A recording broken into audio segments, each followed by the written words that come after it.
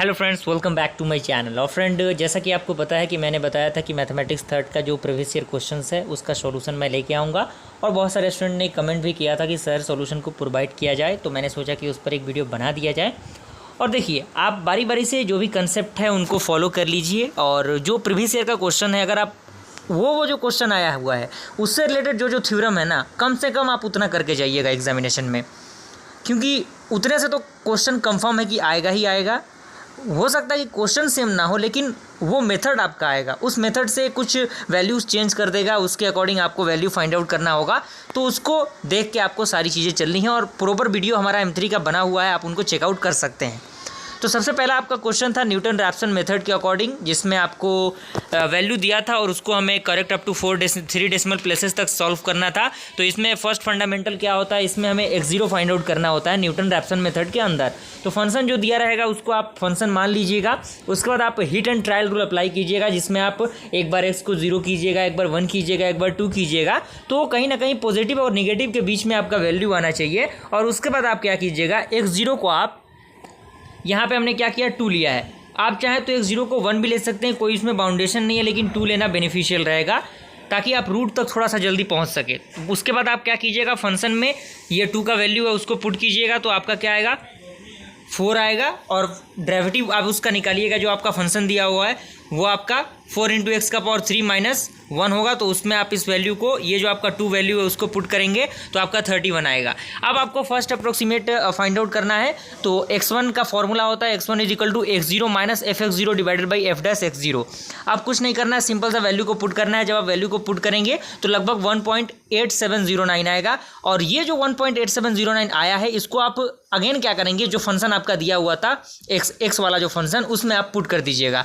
उसके वैल्यू को आप देख लीजिए, जो आपका f(x1) हो जाएगा। उसके बाद f'(x1) आप निकाल लीजिएगा, यानी डेरिवेटिव जो आपने निकाला है उसमें x1 के वैल्यू को रख दीजिएगा, तो आपका f'(x1) निकल जाएगा। तो इसी फॉर्मूला के अकॉर्डिंग आपका x2 भी निकल जाएगा। तो x2 का फॉर्मूला होगा x1 - f(x1) / f'(x1). उसके अकॉर्डिंग आप इसको थोड़ा सा प्लस माइनस कीजिएगा तो x2 निकल जाएगा।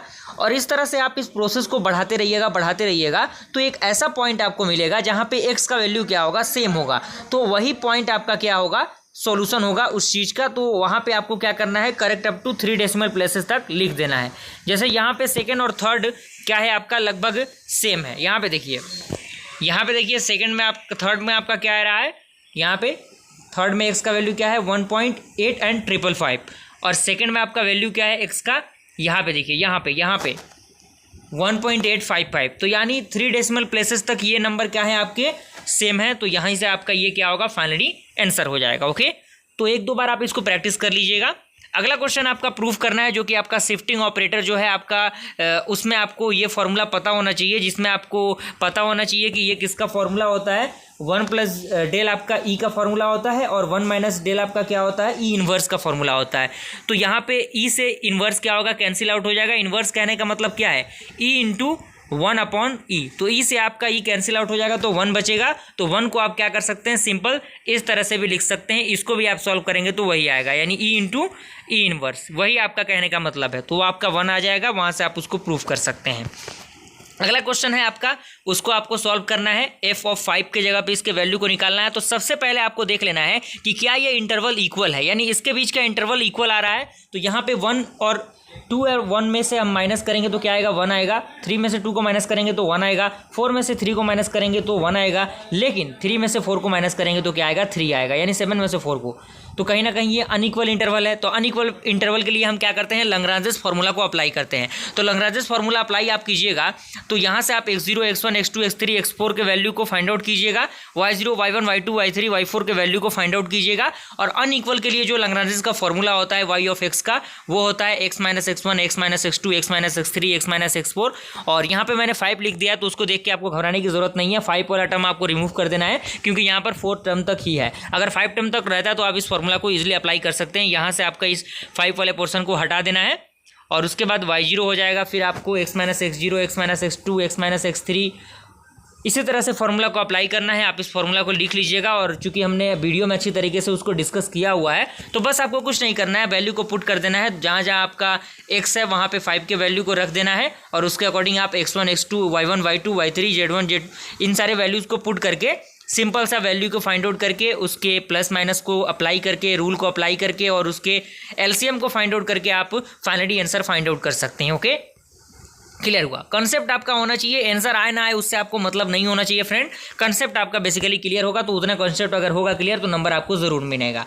अगला क्वेश्चन फ्रेंड है, उसमें आपका ये काफी इंपॉर्टेंट क्वेश्चन है। कह रहा है कि find the real root of the equation x log base 10x minus 1.2 is equal to 0 and correct up to 5 decimal places. तो रेगुलर फॉल्सी मेथड के अकॉर्डिंग हमें इसे सॉल्व करना है। तो रेगुलर फॉल्सी मेथड में हमें x0 और x1 के वैल्यू को फाइंड आउट करना होता है। तो हम hit and trial rule apply करेंगे। तो यहाँ पे 0 और 1 रखने पे काम बनेगा नहीं, क्योंकि 0 और 1 पे रखेंगे तो कहीं ना कहीं वो वैल्यू 0 के अप्रॉक्सी आएगी। तो हमने क्या किया है, एक बार x के जगह पे हमने क्या किया है 2 पुट किया है, एक बार x के जगह पे हमने 3 पुट किया है। तो जैसे ही आप पुट करेंगे और कैलसी के मदद से इसको सॉल्व करेंगे तो आपका जो वैल्यू होगा x1 का वो क्या हो जाएगा, आपका 2 हो जाएगा। यहाँ पे आप थोड़ा सा इसको करेक्ट कर लीजिएगा, यहाँ पे x1 और x2 हो जाएगा। ओके, यहाँ पे आप 0 भी ले सकते हैं। जैसे मान लीजिए x0 को आपने 2 ले लिया, x1 को आपने 3 ले लिया, उसके अकॉर्डिंग में आप इसको सॉल्व कर सकते हैं। मैथमेटिक्स से जो कंसेप्ट आपको आ रहा है उस कंसेप्ट से आप इजीली इसको सॉल्व कर सकते हैं। And by the help of the method of the regular falsi method formula x3 is equal to x1 minus x2 minus x1 divided by fx2 minus fx1 into f of x1 होता है। अब कुछ नहीं करना है, value को put करना है। पुट करने के बाद आपका जो आंसर आएगा, जो क्वेश्चन का जो x3 का वैल्यू आएगा उसको फंक्शन में रखना है। फंक्शन में आप रखेंगे तो इतना आएगा। उसके बाद आपको अगेन अप्लाई करना है इस रूल को। तो देखेंगे आप ऐसा पॉइंट आएगा जिसमें दोनों वैल्यूज क्या होंगे, लगभग सेम होंगे। तो लगभग सेम होंगे तो वही आपका क्या होगा, फाइनली आंसर हो जाएगा। यहाँ पे आप देखिए, यहाँ पे आपका x इज इक्वल टू 2.7065 आपका क्या आएगा, फाइनली आंसर आएगा, जो कि हमें 5 डेसिमल प्लेसेस तक लिखना था। अब आपका जो अगला क्वेश्चन है वो सिम्पसन रूल पे आधारित है। और सिम्पसन रूल आपका कहता है कि जो आपका इंटीग्रेशन होगा उसको आपको सॉल्व करना है bye the help of formula. और इसमें हो सकता है कि वैल्यूज़ को आपको ऑलरेडी दिया रहे या फिर आपको वैल्यूज़ को फाइंड आउट करना रहे, तो उसमें आप कैलसी लेके जाइएगा। यहाँ से आप क्या कीजिएगा, एच के वैल्यू को फाइंड आउट करना है आपको। तो एच का फॉर्मूला होता है h is equal to b minus a upon n. N का वैल्यू कितना है आपका 4 है, तो 4 हो जाएगा। 4 माइनस 0 इज इक्वल टू 1 होगा। अब आपको कुछ नहीं करना है, इस फॉर्मूला को अप्लाई करना है। जहाँ जहाँ आपका वाई एन है वहाँ पे वाई एन पुट करना है। अगर हम एन के वैल्यू को 1 2 3 4 लेंगे उसके अकॉर्डिंग आप इसको देख के, जो कि वैल्यू ऑलरेडी दे रखा है, तो आपको ज़्यादा फाइंड आउट करने की ज़रूरत है नहीं। अब बस फार्मूला में आपको अप्लाई कर देना है। जो फार्मूला होगा h/3 y0 plus y n plus 4 into y1 plus y3 plus y5 plus 2 into y2 plus y4। बस वैल्यू को पुट कर देंगे, आपका आंसर मिल जाएगा। उसके बाद आपका ये भी सिम्पसन 3/8 रूल पे आधारित है। आपको कुछ नहीं करना है, कंसेप्ट वही है, रूल वही फॉलो होगा, जिसमें भी h का वैल्यू निकलेगा उसके अकॉर्डिंग आप इसको सॉल्व कर लीजिएगा। मैंने आपके लिए इन चीज़ों को छोड़ा हुआ है, क्योंकि देखिए एक बार कंसेप्ट आप क्लियर कर लेंगे तो प्रैक्टिस आप करेंगे तो सारी चीज़ें क्लियर हो जाएंगी। ओके, तो प्रैक्टिस आप कर लीजिएगा, आपके लिए ये छोड़ा गया है। अगला क्वेश्चन है जैकोबी इटरेशन मेथड के अकॉर्डिंग। तो जैकोबी इटरेशन मेथड का फॉर्मूला आपको बेसिकली पता होना चाहिए। a1 b1 c1 d1 a2 b2 c2 d2, इन सारे वैल्यूज़ का आपको ट्रांसफॉर्मेशन पता होना चाहिए। उसके बाद आप जैसे ही फाइंड आउट करेंगे तो x का जो फॉर्मूला होता है जैकोबी इटरेशन का वो होता है 1/a1 d1 minus b1y minus c1z and y is equal to 1/b2 d2 minus a2x minus c2z and d is equal to 1/x c3 d3 minus a3x minus b3y। अब कुछ नहीं करना है, first iteration find out करने के लिए यानी first approximate find out करने के लिए आपको क्या करना है, जहाँ जहाँ आपका वैल्यू है उसमें क्या करना है, x के जगह पे 0, y की जगह पे 0 और z की जगह पे 0 पुट करना है। तो फर्स्ट अप्रोक्सीमेट आपका निकल जाएगा। तो यहाँ से आपका फर्स्ट अप्रोक्सीमेट मिल गया। अब हम क्या करेंगे, इस x, y और z के वैल्यू को क्या करेंगे, सेकेंड इटरेशन फाइंड आउट करने के लिए ये जो हमारा फॉर्मूला ड्राइव हुआ है यहाँ पे इस इक्वेशन के अंदर क्या करेंगे, इस इक्वेशन के अंदर उस वैल्यू को रखेंगे। तो रखेंगे तो हमारा x2 का वैल्यू निकल जाएगा।